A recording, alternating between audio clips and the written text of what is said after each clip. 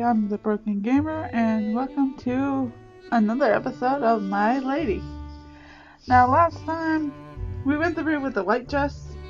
Now we're going to see what the red dress is and go on down its route. Because for some reason, I think the red dress would have different outcomes than the white dress. And the white dress did look kind of nice. I didn't like all the ribbons though. And if you haven't seen that one, you probably should be seen the previous one before this, because there's a part of the story in there that you should read or at least listen to before you go into this part. So if you haven't seen it, please do so now. Anyways, let's go on with the red dress. Ooh, very fun, ma'am. Won't your mother disapprove, though? She hates it when you wear red.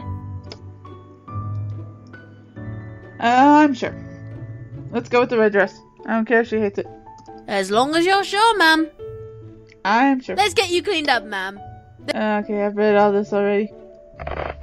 Just a little... Ooh, I like that one so much better. Not only because of the color, but it's some more modern, I suppose we could say. It looks like something you'd wear nowadays. Yeah, I like that dress. I actually do. I stood in front of my large vanity mirror checking out my dress. I smiled at my choice. It was a lovely dress with satin and ruffles. I felt incredibly attractive in it. Feeling the desire to flirt and mingle run through my thoughts, Sophie quickly found a red rose and tied it into my hair. You look so pretty, ma'am. Men would fall to their knees for you. Thank you, Sophie. You're the best. Sophie smiled and bowed to me graciously. I turned back to the mirror and stared at myself a little longer, wondering what James would think. It was indeed eye-catching and made me feel incredible. Okay, we've read this part. Who's that?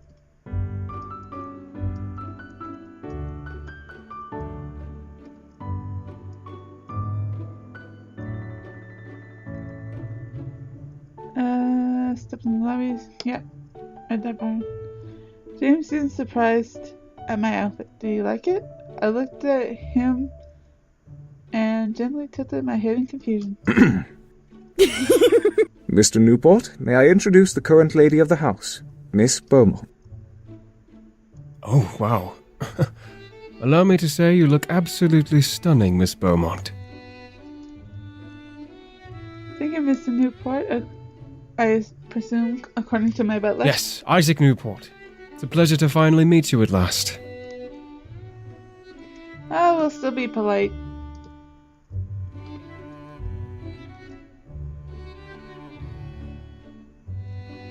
And James Scully. Oh, well, You have read oh, this no, already. I wasn't... Would you fall? Thank you so much. Is something troubling you, my lady? No, I'm just surprised that's all.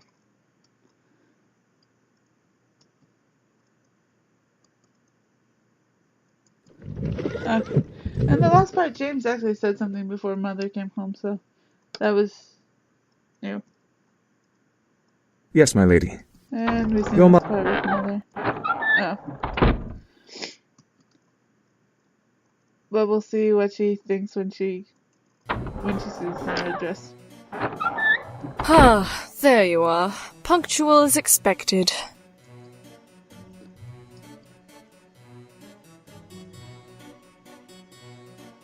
I waited to see how she would respond. I wore red instead of white, but I was 17 and almost 18. I was 17 almost 18. I was old enough to make my own decisions. Yes, we are powerful women. Why are you wearing the red dress? I grimaced. I wanted to wear a red dress, Mother. I should have you march back to your room and change. However, I don't have the patience to argue with you about this. Yeah, she's not happy. I sighed silently. I was never going to please her. Nope. You can't please someone who wants you to be perfect. Because as everyone tries, no one's perfect. That's the moral of this, in a way, I suppose. May not be the main moral, but that's kind of the moral. Hidden moral in there. Now, can you explain to me why there's another carriage in the front? Oh, we've heard this before. I have... Yes, ma'am. Now, have you... Perfect... Good. Oh, It is I understand. And a good... Mr. Hill. No, I'm still not gonna later. Leave. How? 7. Anyway, the dinner... Good. Okay. Yeah, we've had all this before. A riddle? Ooh, ooh. Oh, Oh. Skipping all this.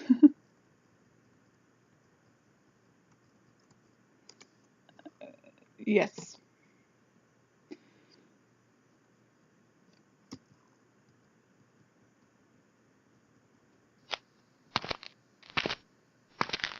My lady? I know it's you. Come on out. We'll play it out from here.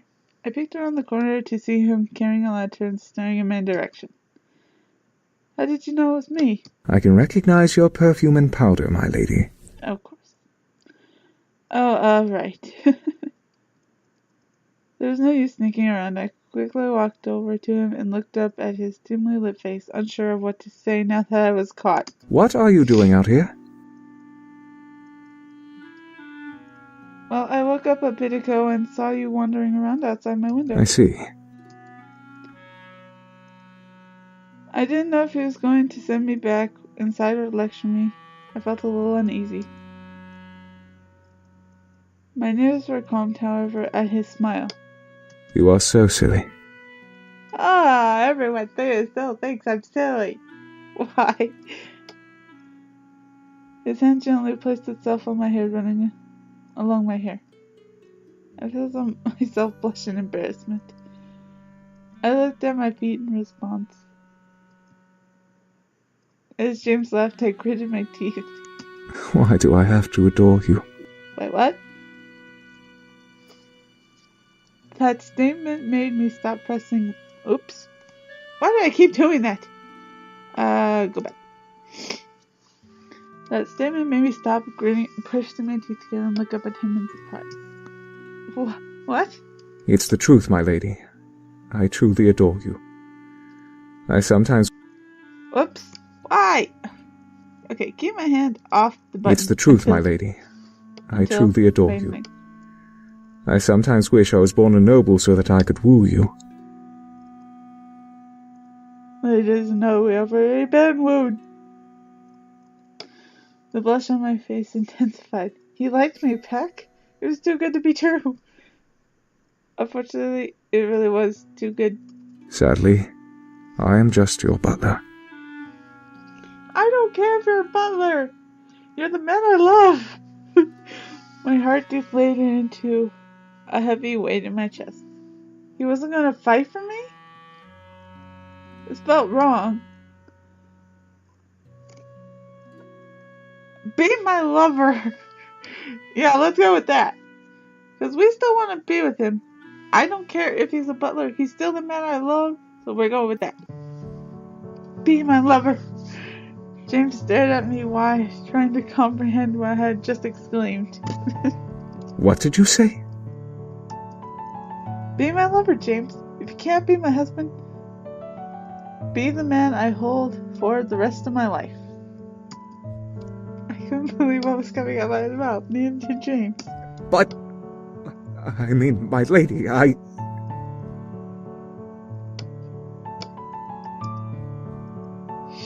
Just call me broken. I felt the serve as I gently leaned up and cupped Jim's face in my hands. It was now or never. I leaned in and gently placed a tender kiss on James' lips, feeling sparks go off in my chest. To my surprise, James wrapped his arms around me and held me in the kiss, making my heart lift up again. He loved me. He really did love me. As he pulled away, James stared deep into my eyes and held me tightly. I will happily be both your servant and your lover, if you will have me as such. Ah. I felt myself not in elation. Finally, my love could be realized. Yay! The next morning, I was dressed and presented to Isaac. To my surprise, my mother had arranged a marriage between him and me. Yes, I found out about the marriage part in the previous part, so that's certainly no surprise. Isaac, in private, made it clear that he didn't wish to intrude on my life, and should I want lovers, I was allowed to have them. Yes! Isaac's a good man! Yay! I kind of figured he was from the last part. He's really polite, so I kind of figured he was a good man. I told him of James, and Isaac smiled, happy to know that I was happy, and that he'd have a reliable butler in his family now. I was happy that I could be with James without having to ruin Isaac or my mother's lives. It worked out well in the end. I was able to get oranges and lemons.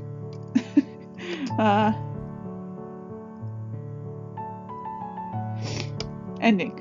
The girl chooses the prince and the pauper. Stalemate. Yeah, the last ending I got was like, checkmate. But yeah, I like that ending too. I would go back and see what the other endings are, but I think there's really only 2 good endings in this story, so I'm just gonna leave that there. This was a really good story. I loved it, and I think I'll do more like this. This was really fun. I enjoyed it. So if you want to see more visual novels, or if you want to see any more of the other games that I've done, please let me know. You can like or subscribe, and you can let me know down in the comment section as well, so please let me know. And that's it. So have a wonderful day, and don't forget to stay your beautiful, unique, one-of-a-kind selves, and I'll see you all in whatever I make next. Bye!